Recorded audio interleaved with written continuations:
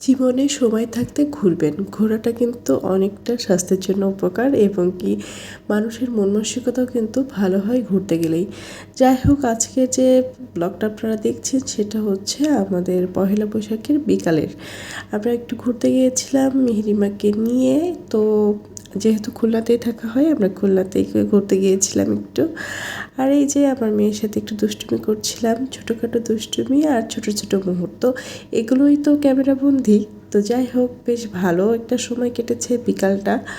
আর ওর সাথে থাকলে তো সব সময়ই ভালো একটা সময় কাটেই। আর যখন যাই আর কি, এই যে মেয়ের সাথে আমিও ছোট হয়ে গিয়েছি ওর সাথে আর কি এখানে উঠেছি। আর বেশ ভালো সময় কেটেছে। ও টুকটাক করে অনেক প্রশ্ন করছিল আর সেগুলোরই উত্তর দেওয়ার চেষ্টা করছিলাম আর কি। আর এদিকে একটাতে আমার সাথে তো উঠেছে, তো ট্রেনে ও ওর বাবার সাথে উঠবে, ট্রেনের জন্য অপেক্ষা করছিল।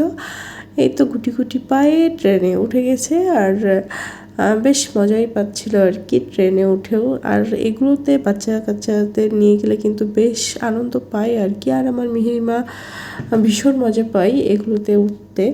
তারপরে এই তো টুকটাক একটু খাওয়া দাওয়া করলাম আমরা। আর খাওয়া দাওয়া করার জন্য একটু গিয়েছিলাম আর কি। আর আমরা সাধারণত এইরকম পরিবেশেই চাই আর কি, যেখানে সবাই আর কি মোটামুটি একসাথে এনজয় করতে পারবো, এমন একটা পরিবেশে যাই, তো ভালোই লাগে।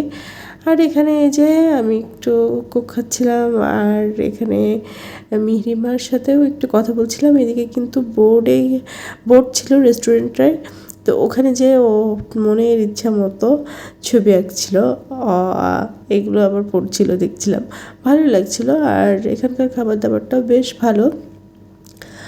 যারা খুলনাতে থাকেন তো এখানে এটা হলো উল্লাস, আপনার বয়রার এদিকে আর কি। যারা খুলনাতে আছেন তারা চিনবেন। আর এখানকার স্যুপটাও বেশ মজার। আমরা গেলে স্যুপটা প্রায়ই অর্ডার দিই।